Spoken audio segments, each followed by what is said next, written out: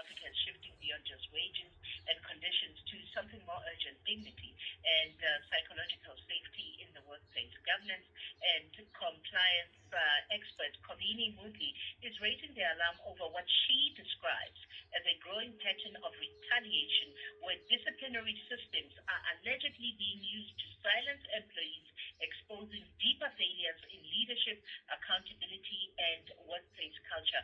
Kovini Mutli, as I said in the intro, is a chartered accountant and governance risk and compliance specialist. Kovini, good morning and thank you for your time. Apologies for being a little late. Are South African workplaces doing enough to protect employees from psychological harm and retaliation? Also, please elaborate for me when we talk about what psychological harm is in relation to the workplace.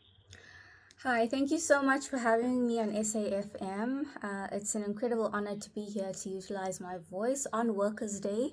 A bit of context about Workers' Day, as we all know, it is, representative of a fight for dignity, for fairness, for equality. And I think coming to your question, it is very pertinent that every employee understands their labor rights and understands the fact that we all need to operate and be placed within environments that are psychologically safe. And that means that you feel free to speak up about issues. You feel that you can have honest conversations with leadership and that there is no form of punishment or retaliation that follows thereafter.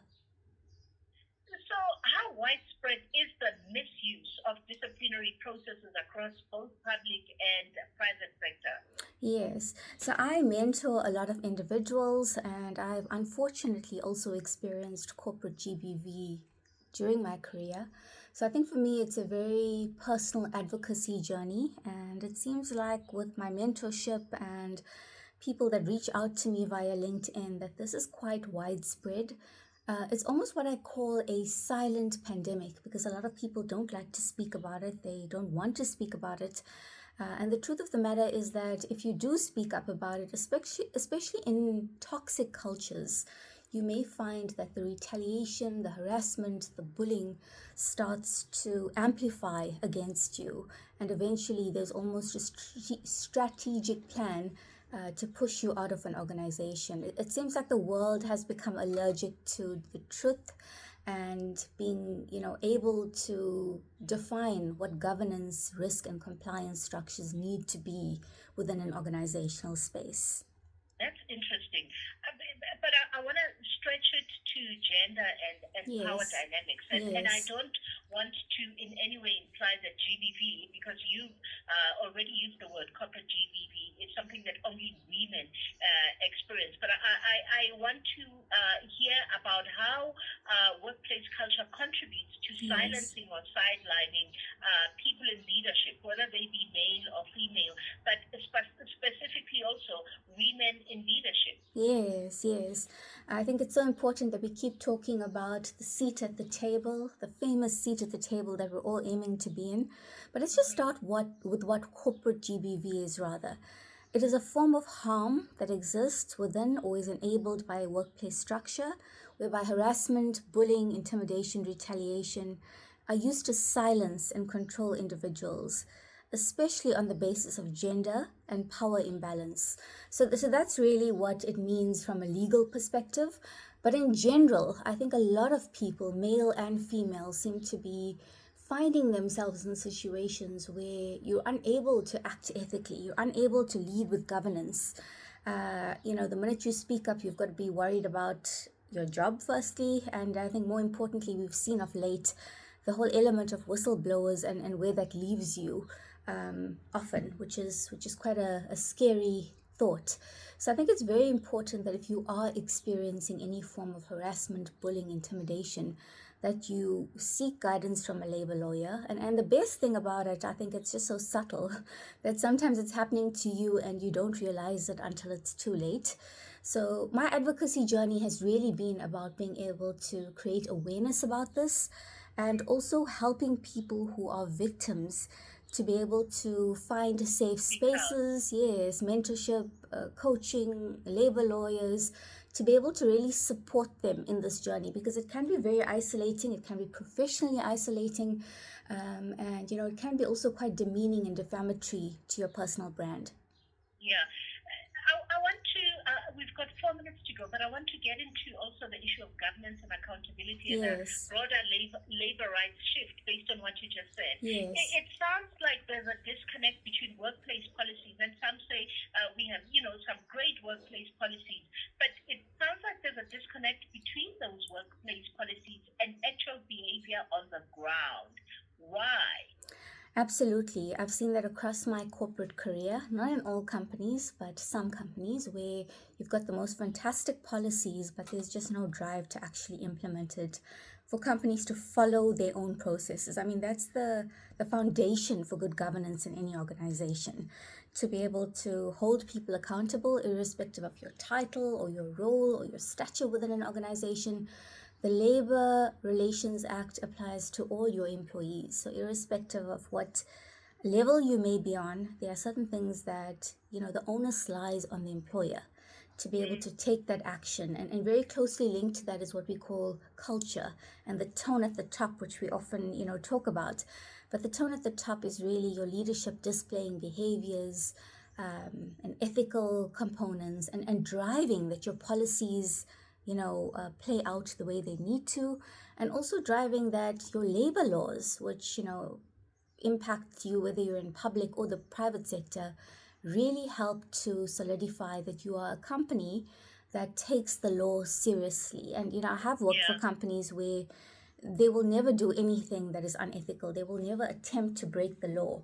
And I think for me, those are your best practice companies where it's not negotiable. Because honestly, in South Africa, it's not negotiable to be breaking the law.